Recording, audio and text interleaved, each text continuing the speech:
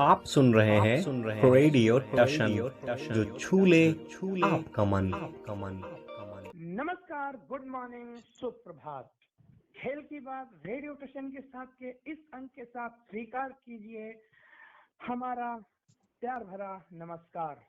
तो radio station के YouTube channel पे हम आपके लिए समेट कर लाए हैं ताजा तरीन खेल की खबरें, जिनमें खास तौर से क्रिकेट पे बात होगी, क्योंकि क्रिकेट का महाकुंभ विश्व कप प्रगति पर है। तो आज की खबरों के साथ हमने अपने रेडियो स्टेशन के यूट्यूब चैनल पे दो अपने खास मेहमानों को आमंत्रित किया है, जिनके साथ हम खेलों पर काफी चर्चा परिचर्चा करेंगे। तो जो दो हमारे खास मेहमान हैं, उनसे मैं जल्दी से आपका तारुफ करवा देता हूं। मोहम्मद आजम साहब हैं, जो कि दिल्ली से हैं, मुखर्जी नगर दिल्ली, और साथ ही साथ सम्राट प्रसाद जी हैं, हमीरपुर उत्तर प्रदेश से। तो दोनों का रेडियो स्टेशन के यूट्यूब चैनल पे हार्दिक स्वागत, वंदन एवं अभिनंदन। Thank you and good morning. हाँ, तो बीते दिन बड़ा नाटकीय ड्रामा हुआ, या यूं कहें कुछ भी कहें, लेकिन बड़ा अविस्मरणीय दिन, अविश्वसनीय दिन था। विश्वास करने योग्य जो नहीं है वो कल घटा। शुरुआत हुई विश्व कप के 7वें मैच से, जो कि धर्मशाला के मैदान पे खेला गया है। धर्मशाला का मैदान वैसे ही बड़े आरोप प्रत्यारोप के बीच में घिरा रहा है। तो वहां पे इंग्लैंड और बांग्लादेश के बीच वो मैच खेला गया, और वहां पे इंग्लैंड ने पहले बल्लेबाजी की, शानदार बल्लेबाजी, 364 रन बनाए, 7 विकेट के नुकसान पे, एक शतक लगा वहां पे। तो क्या हुआ आजम जी, जरा आप कल जरा विस्तार से बताएं, कल पूरे दिन क्या क्या क्रिकेट का घटनाक्रम रहा। मतलब मैं जब मैच देखना शुरू किया मैंने, तो यार मुझे लगा मतलब ठीक है, इंग्लैंड की टीम है और साथ में श्रीलंका है, तो मे बी कुछ चीजें देखने को अच्छी मिलेंगी। लेकिन सॉरी, बांग्लादेश की टीम थी। मुझे लगा कि यार ठीक है ना, अभी बांग्लादेश एक मैच में बेहतर करके आई है, और जो उम्मीदें थी मुझे श्रीलंका, अच्छा मैंने इसलिए कह दिया जल्दी में क्योंकि उस दिन जब श्रीलंका ने किया ना, वो मुझे देख के बड़ा अच्छा भी लगा, और एक बार ये भी लगा कि यार मतलब कैसे कैसे आपके साथ किस्मत कई बार दगा कर जाती है। तो खैर, अब इंग्लैंड रैंकिंग में 6 नंबर और बांग्लादेश रैंकिंग में 7 नंबर।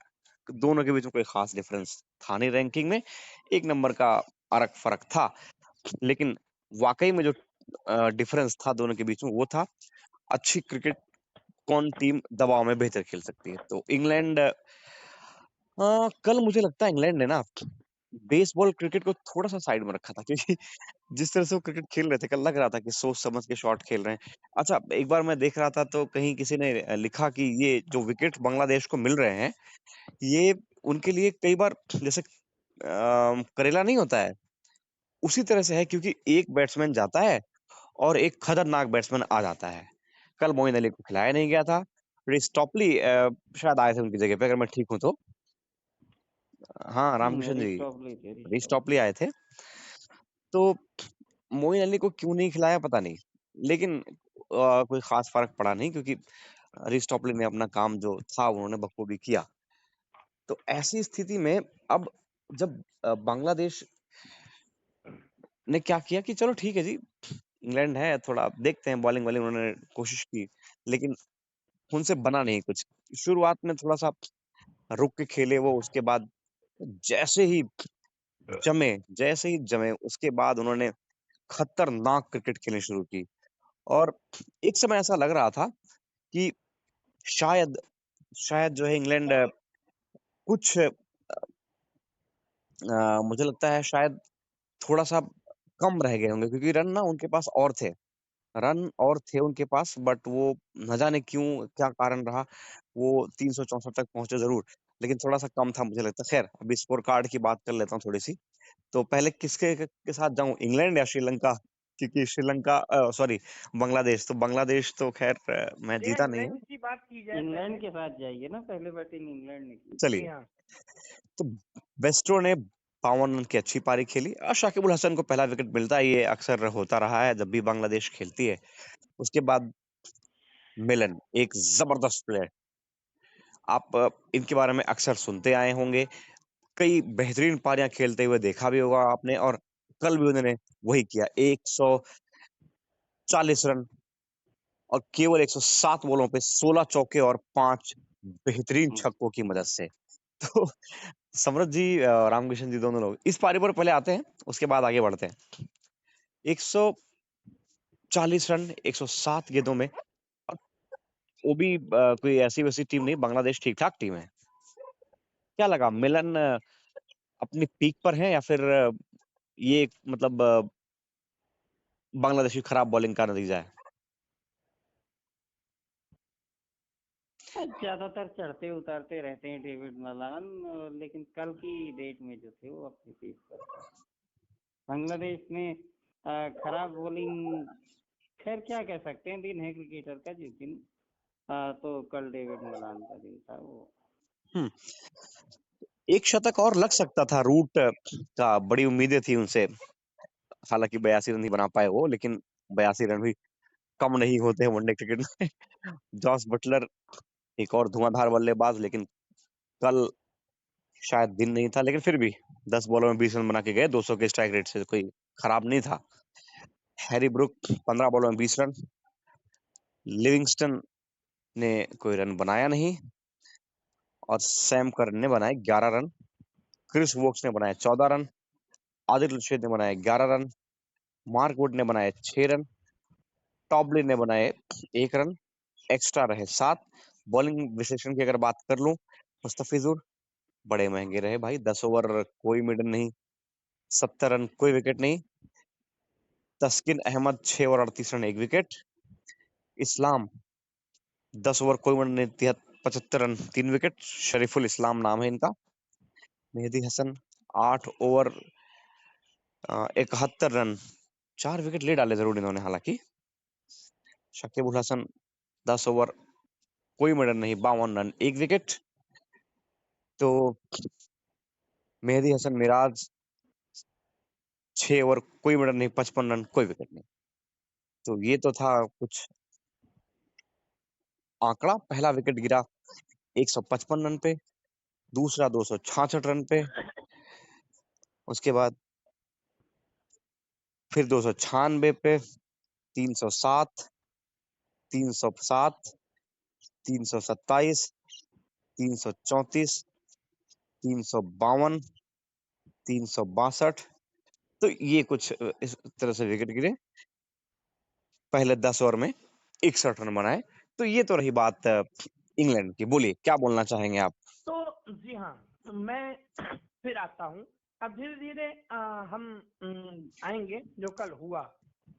हाँ, मुझे लगता है कल के दिन को यदि गेंदबाजों की कब्रगाह कहा जाए तो गलत नहीं होगा।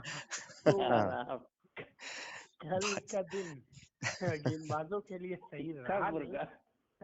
सहा नहीं, बिल्कुल, क्योंकि काफी पिटाई हुई। मुझे याद है, जो मैं बाद में आऊंगा, 9 ओवर में 90 रन पथिराना ने दिए थे कल।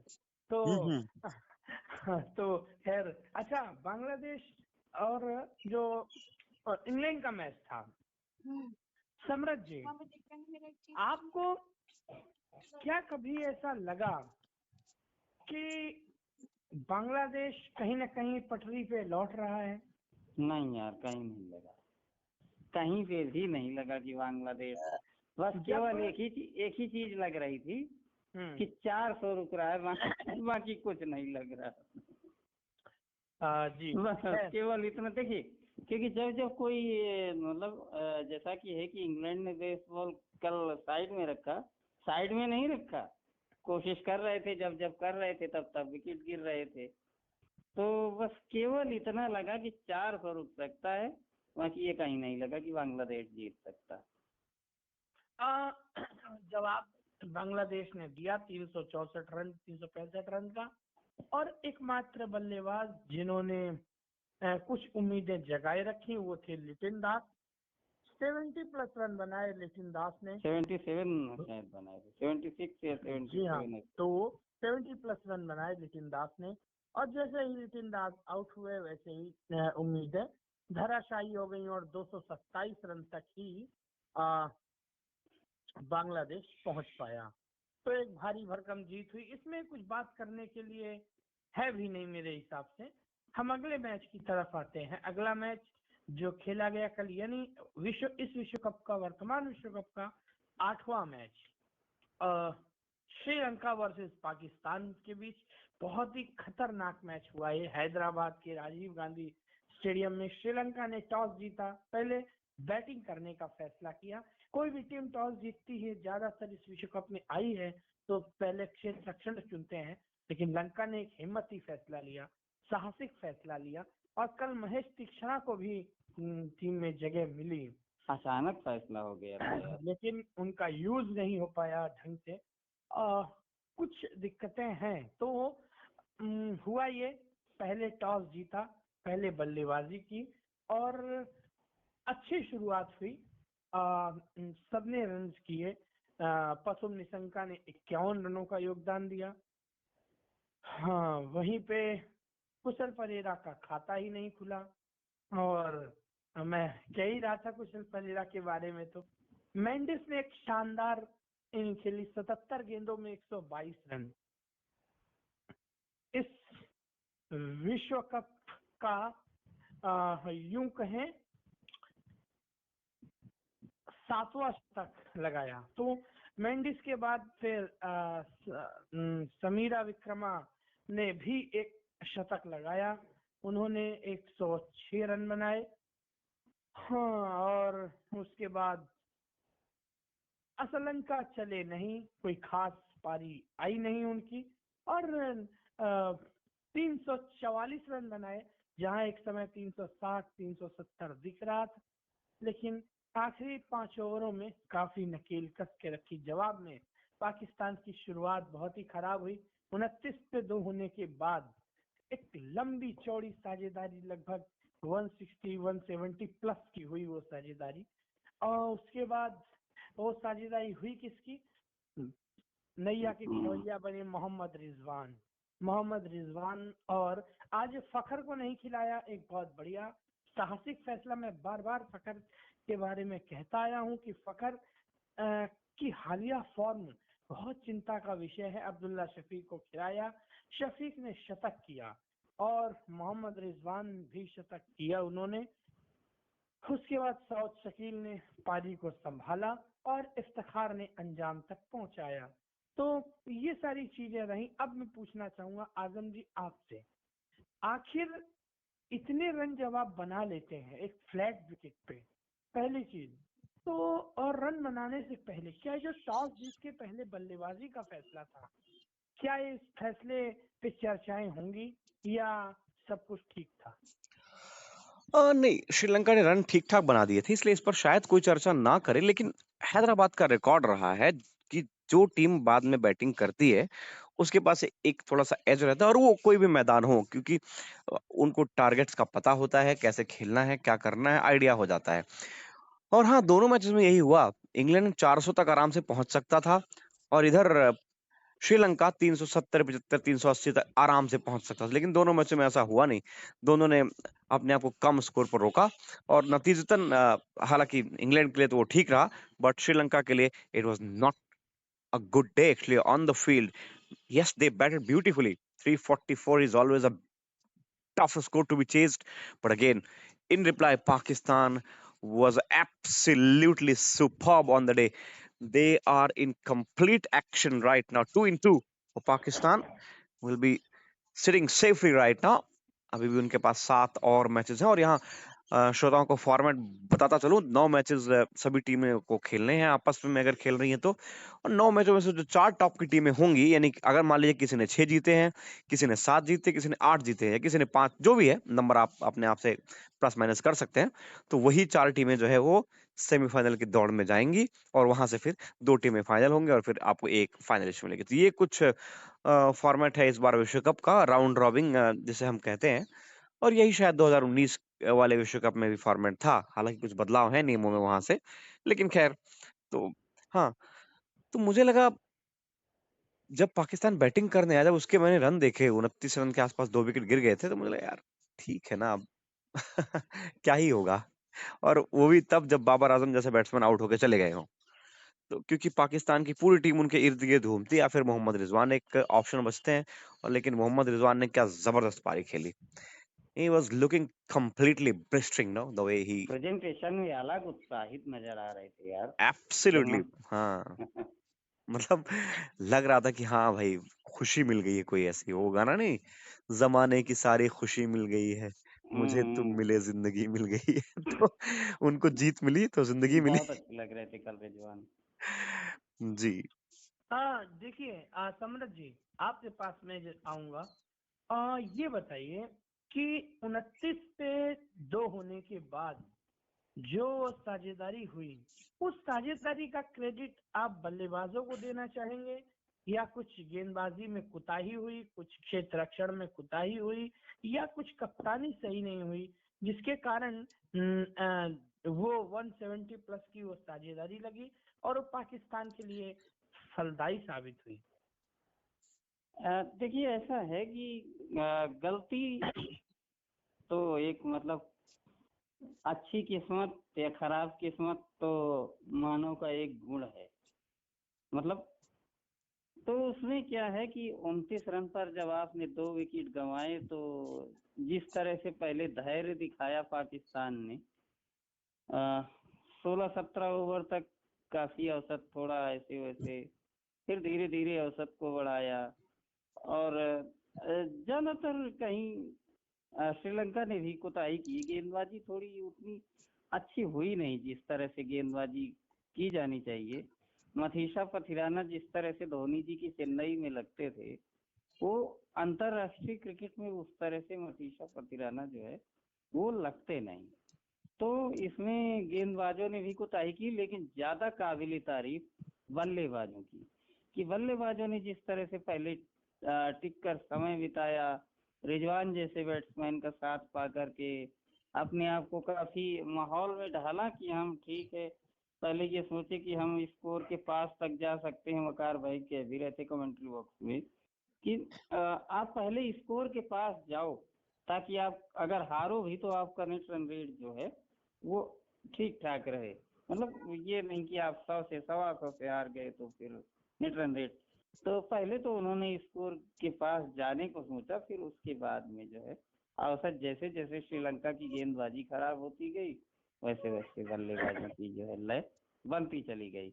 और हाँ, आज तक कमेंटेटरों ने एक बात बताई थी, आप लोगों ने सुनी होगी, कि आज तक श्रीलंका पाकिस्तान से विश्व कप में कभी भी जीता नहीं है। 7 मैच हुए हैं, वो सारे के सारे मैच पाकिस्तान ने जीते हैं। कल 8वां मैच था, अब 8 हो गए।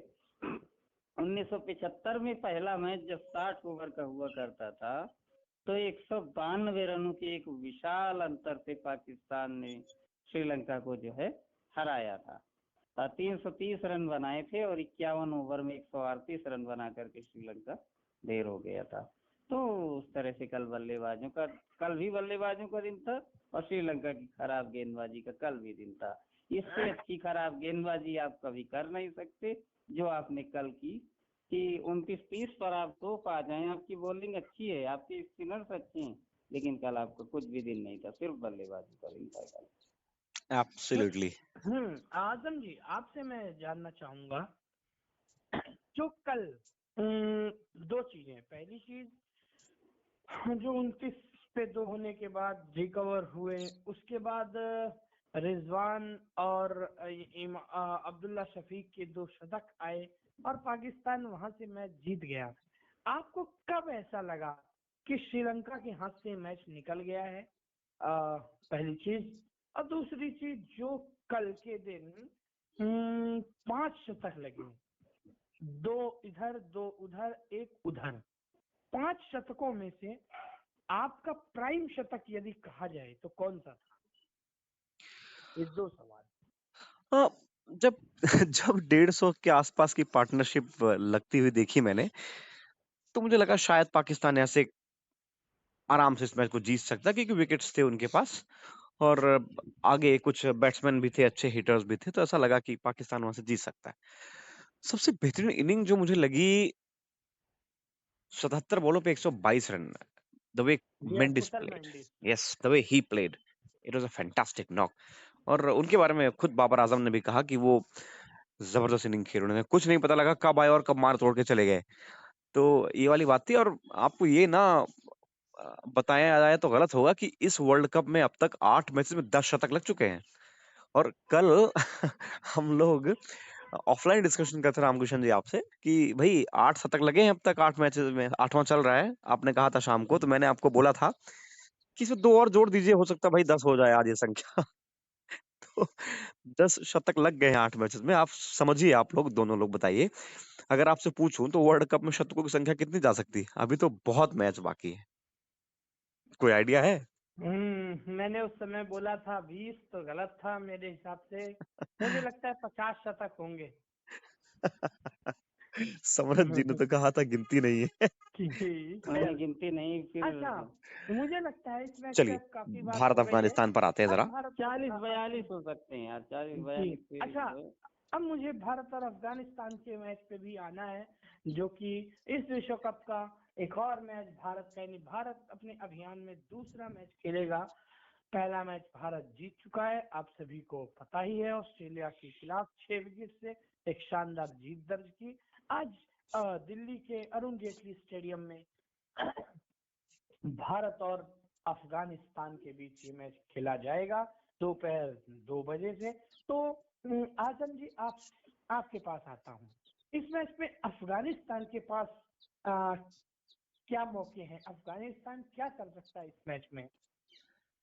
खोने को कुछ नहीं है, पाने को बहुत कुछ है। तो अब देखते हैं। अफगानिस्तान खोता हमेशा आया है, दिल जीतते आया है अफगानिस्तान, बशर्ते मैचेस जीत नहीं पाती है अफगानिस्तान की टीम। इस बात का मलाल भी उन्हें होता होगा और मुझे बड़ा दुख होता है कई बार। हालांकि भारत से मैच है, तो ऐसी स्थिति में आप चाहेंगे कि भारत जीते, लेकिन एक क्रिकेट फैन होने के नाते अगर मैं अफगानिस्तान के बारे में बोलूं, तो मुझे लगता है अफगानिस्तान को जीतना चाहिए कुछ मैचेस वर्ल्ड कप में। जिस तरह की उनकी टीम है, जिस तरह के उनके प्लेयर में जज्बा है, हालांकि वो नजर कई बार नहीं आता है, कई बार वो मिस कैलकुलेशन हो जाती है। एशिया कप के वो मैचेस कौन भूल सकता है जब श्रीलंका ने अफगानिस्तान को 2 रन से हरा दिया था, और वो टारगेट तक पहुंच भी गए थे। 36-37 ओवर में टारगेट को चेस करना था शायद, अगर मैं ठीक हूं तो। और 289-90 रन के आसपास का टारगेट था, 91 रन का शायद। तो वो जिस तरह से खेलते हैं ना, कई बार ऐसा लगता है कि ये मैच में बने हुए हैं। लेकिन भारत जैसी टीम है, जो एक्सपीरियंस टीम है, और क्योंकि भारत के कई मैदान अफगानिस्तान के लिए होम ग्राउंड्स रहे हैं, उनको बीसीसीआई इतनी अनुमति देता है कि वो भारत के कई ग्राउंड्स पे आके प्रैक्टिस कर सकते हैं। तो कुछ थोड़ा मोड़ा उनको आइडिया भी होगा। अफगानिस्तान के कई प्लेयर्स आईपीएल खेलते आए हैं, दिल्ली के मैदान से वाकिफ होंगे। हालांकि दिल्ली का मैदान मुझे लगता है कुछ सुधार किया गया है इसमें, क्योंकि अब वो इतना अनइवन बाउंस नहीं नजर आया बीच में जो मैचेस हुए। तो शायद एक अच्छा बैटिंग फ्रेंडली विकेट होगा। और मुझे लगता है अगर अगर अफगानिस्तान ने टॉस जीता और पहले बल्लेबाजी की, और गलती से भी सही अगर उन्होंने 300 रन बना डाले, 290 या 300, तो कुछ चैलेंज जरूर प्रस्तुत करेंगे भारत के लिए वो। निश्चित तौर से यदि भारत और अफगानिस्तान के बीच मैच की बात करूं, समरथ जी, क्या उम्मीदें हैं अफगानिस्तान से आपको? देखिए, उम्मीदें ये हैं अफगानिस्तान से कि वो भारत को मतलब ठीक ठाक स्कोर से रोक सकते हैं, बस ये कर सकते हैं। और बाकी अपनी इस टीम से राशिद खान ने कहा भी है कि मैच ठीक ठाक होगा। लेकिन क्या है कि अगर कल भी मुझसे लोगों ने ये पूछा था कि क्या उम्मीदें हैं आप, अफगानिस्तान क्या कर सकता है, तो मैंने कहा था कि भारत को 400 बनाने से रोक सकता है, बाकी वो कुछ नहीं कर सकता अगर भारत पहले बैटिंग कर रहा है। और क्योंकि बॉलिंग अच्छी है, देखिए स्पिन हमसे अच्छी है, इसमें कोई शक की बात है नहीं किसी को।